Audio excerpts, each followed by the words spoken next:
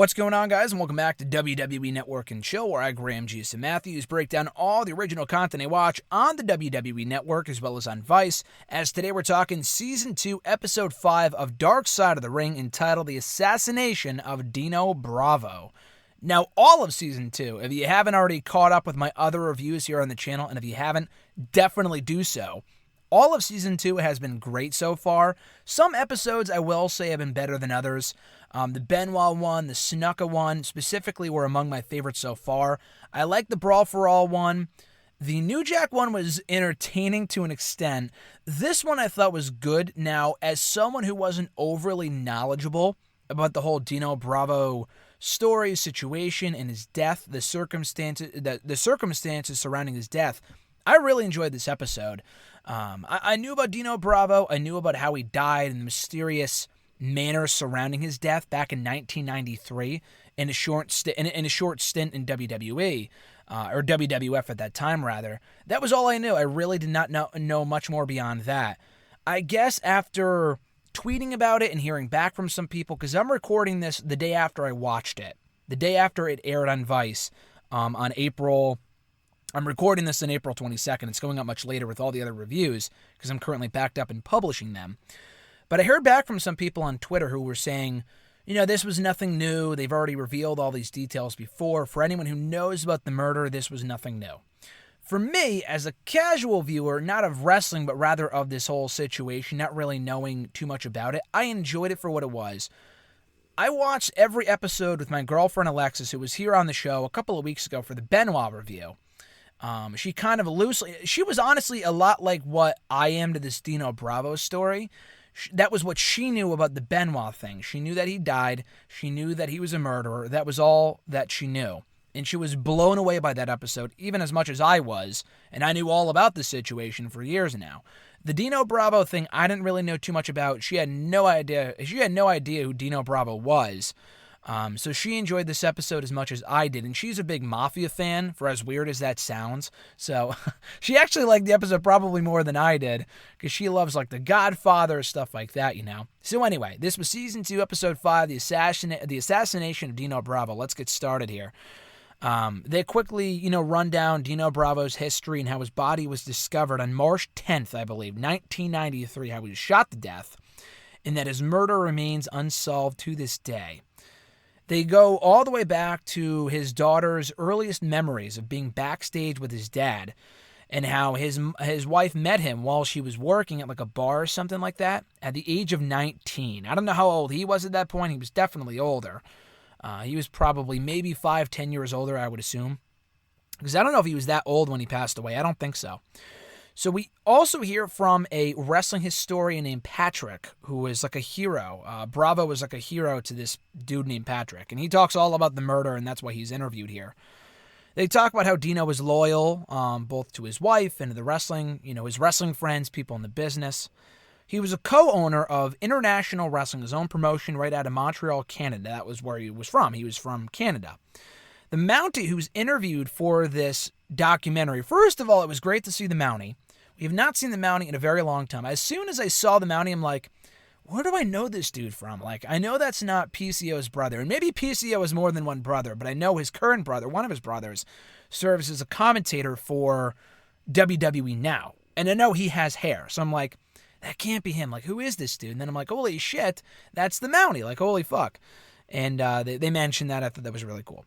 So they get a lot of information out of the Mountie. So it was unfortunate, which I'll get to later, that we don't hear from Rick Martel. And they do mention that he declined to be interviewed for this project later on. And he knew Dino better than anyone in the business, I would assume. That's what I've heard.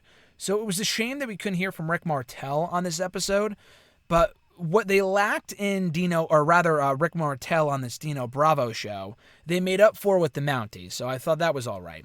Because he knew Dino very well as well. Even though they weren't the closest, they kind of had a love-hate relationship there for a long time. But he was on his way to go see Dino Bravo on the day that he died. So I'll get to that soon enough. But anyway, they talk about how Dino had made himself the top attraction in his own promotion, as most people did back then. Jeff Jarrett did that in TNA. Jerry Lawler did that in his own promotion for a long time. That really was not unheard of back in the 80s. And the Mountie really did not always get along with Dino Bravo. They kind of had clash there for a little while because he was kind of like a mid-card attraction in his own promotion. The Mountie was as Jacques Rougeau. I don't know what his real name is, but he felt he could have been more. But Bravo was kind of holding him back a bit and was kind of relegating him to the mid-card scene. So anyway, back in the 80s, WWE was really trying hard in their pursuit for global domination. Right around the time that WrestleMania was launched, they poached a lot of Montreal's top stars, including Andre and the Mountie. Both guys came from international wrestling. So the Mountie was hired, was brought into WWE as the Mountie, and Andre obviously became their worldwide sensation in WWE. So the timeline is off a little bit here because they say that WWE signed Bravo in 85-86. But they talk about how a match between Bravo and Hulk Hogan, when Hogan was at the peak of his popularity of Hulkamania, was made for early 96, or rather 86, late 85. So if that's around the time that they were approaching Dino Bravo, who wanted to then compete with WWE, that doesn't really make much sense. I'm not really sure what the timeline on that was, but I guess the match of Bravo and Hogan, which to the Montreal wrestling fans was like a dream match.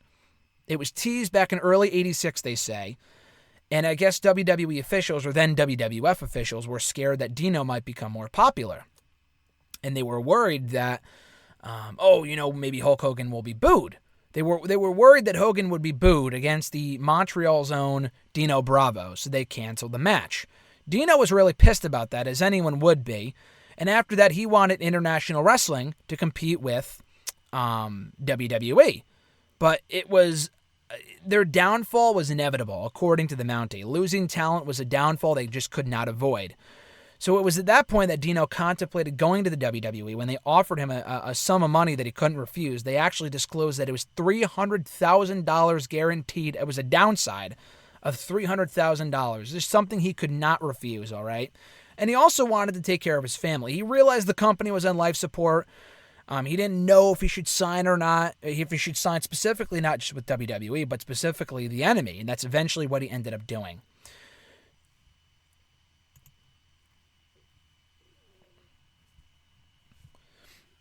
So he signs with WWF, and his daughter remembers meeting Jake the Snake backstage and being scared out of her mind because he brought his actual snake with him. Funny story. He was then paired with Jimmy Hart on WWF TV, and we hear from Jimmy Hart, which is cool. I thought that was refreshing because they don't, obviously, for obvious reasons, they don't talk to people currently under contract at WWE. Jimmy Hart, I guess he's not under contract. He may be under a Legends deal, and maybe that allows him to do this type of stuff. I don't know, because he's not like bashing WWE. So maybe that's why he was allowed to do it. I know Hogan's back with WWE under some sort of deal. I don't know if that extends to Jimmy Hart. Either way, we hear from him here, which was cool because he managed Dino Bravo in WWF. He praises Dino as a guy that could go in 30-minute matches, and, he was a guy that could really do anything that they asked of him. They also go down how he was making a lot of money now in WWF, and especially back then, $300,000 is a shit ton of money for a guy that they never really had any plans for, okay?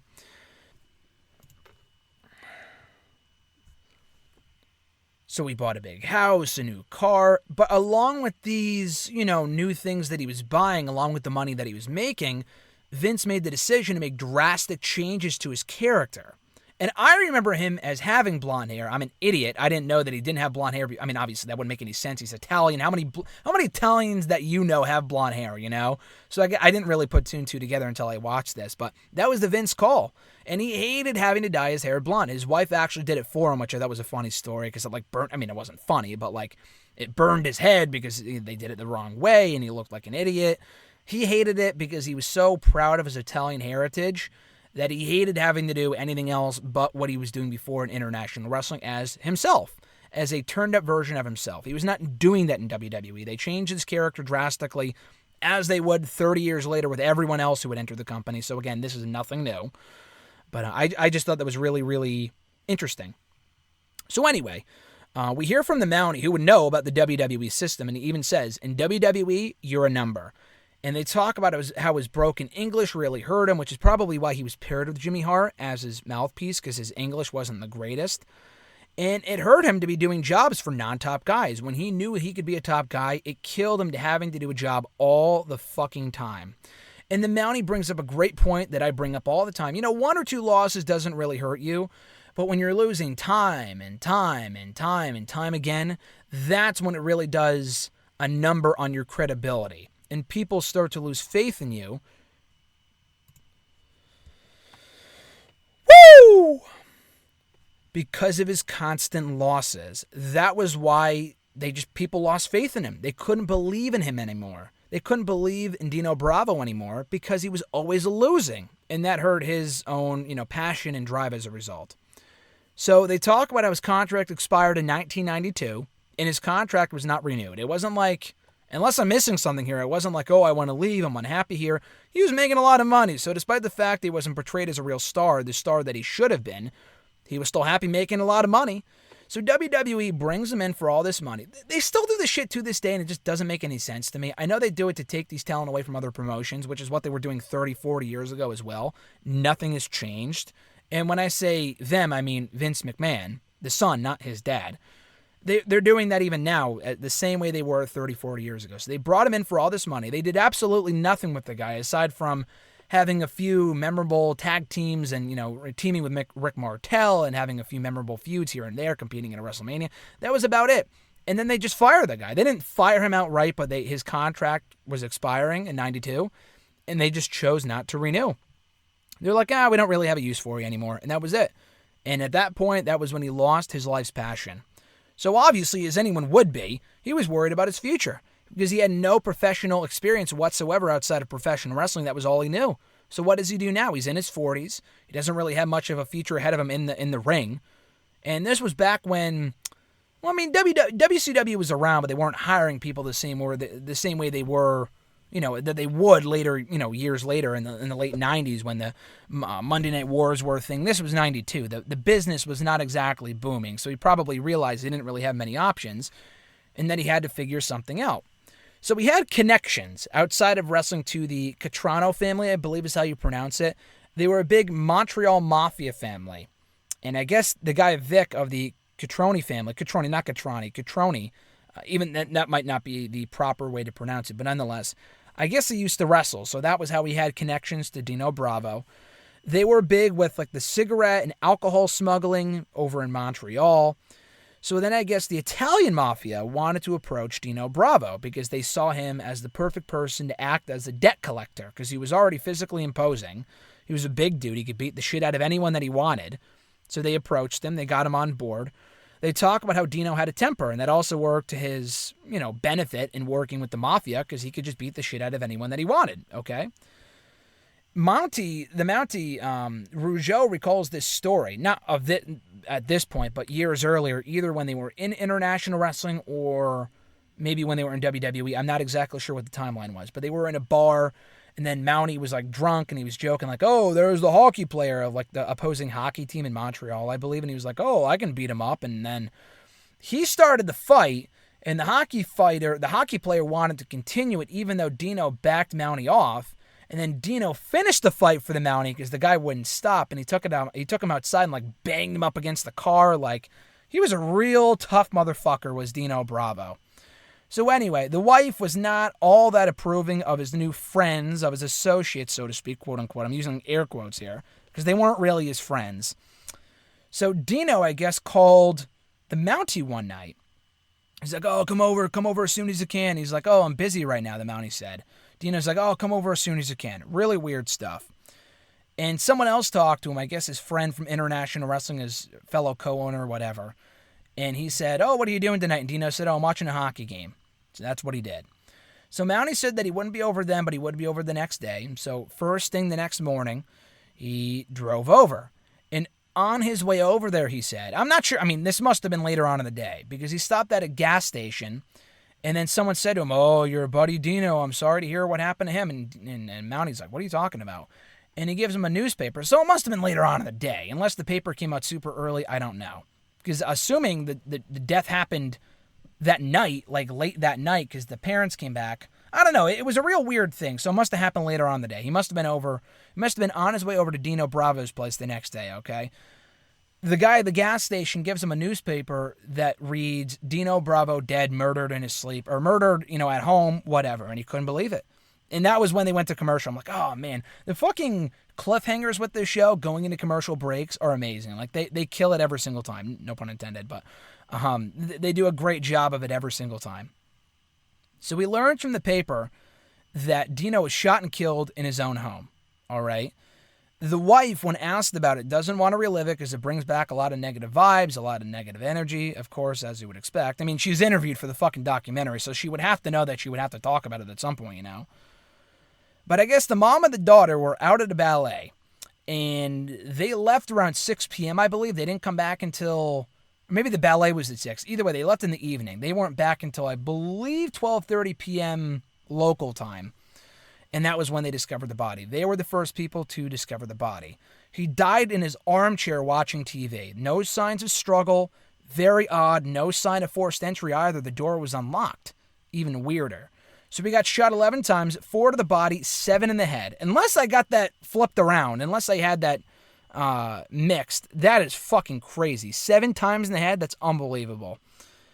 And it was, the Mountie talks about how he believes it was done by professionals. I mean, how could it not be? They came in there, shot him real quick. That was it. I think there was like a bullet casing, like a bunch of bullet casings on the floor, and then a window was shot, or like they missed and they had a window. I don't know, but that was another sign, like a piece of evidence that it was done by professionals, because how else could they do this so swiftly and then get the fuck out of there, The wife says that his real friend showed up to the funeral and how his daughter drew a picture of him and put it on the casket, and she could barely recognize him because he was shot supposedly 7 times in the head. That's nuts, and everyone was really sad about that because it's it's his fucking daughter, obviously, And he didn't, she didn't really recognize him at first, but she could tell it was him based off his hands because he had huge hands. So the mom had to explain what happened to the daughter because she was at school and people would talk, so she really had to explain what happened to dad without going into too much detail that he was murdered, Really, really gruesome stuff. But the daughter was like, oh, everyone loved him. He never had any enemies, so it must have been the mafia. And that was her, perspective, but some people probably had it up for him, at least in the mafia, because he wasn't doing what he was supposed to be doing. And the detective, or the cop that was on the scene, talked about how the door was never locked. So the killers must have known that, and the killers must have waited until the mom and daughter left to strike. So they must have known what his regular routine was like, and 2 assassins were probably involved, not just one, because there were multiple bullet casings on the floor. That was never confirmed. That was just a theory. It was likely linked to organized crime, since I guess another cigarette smuggler was killed in the neighborhood, like 2 blocks over, maybe they said, was killed soon after. How crazy is that? Then it wasn't until like a couple days later that a sum of $55,000 in contraband cigarettes were found, I think, in his place, that were linked to an empty truck found in the area. And I don't know if it was ever revealed what was in the truck aside from the contraband cigarettes. I'm not exactly sure what the link was there. But I guess the money was found and the cigarettes were found in his house. So that's probably what it had to do with. Dino, the daughter, talks about how the daughter would be brought with Dino to like the natives, the native lands, wherever where these cigarettes were made and found and whatever. Because that's where he would buy the cigarettes, and they were very expensive, and they would sell them for half price. That's how they made a profit. And everybody in that industry apparently smoked, so that's why they were such a big seller.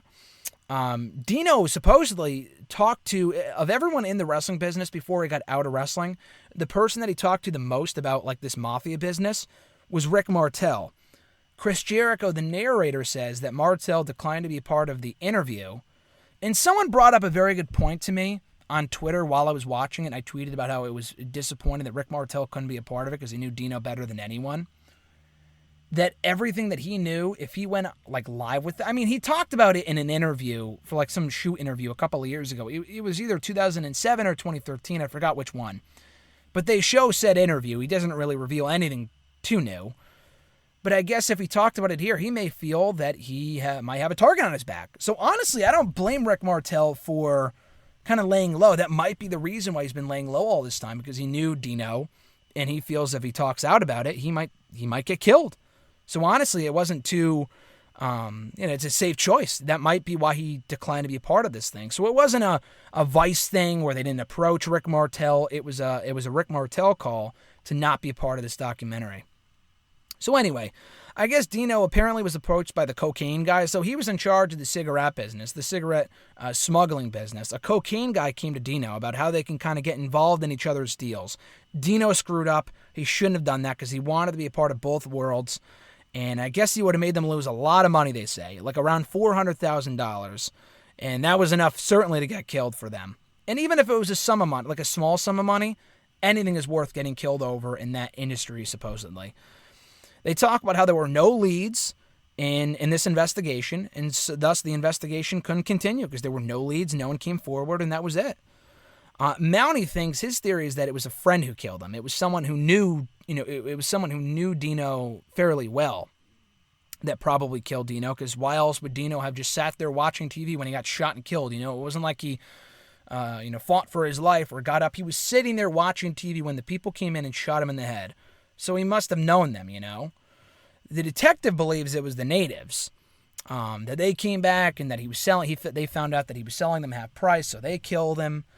I guess the cop or the detective said that it might have been the bikers. I didn't really understand that whole thing because they may have been behind some contract or whatever. I didn't really understand what they were talking about with that.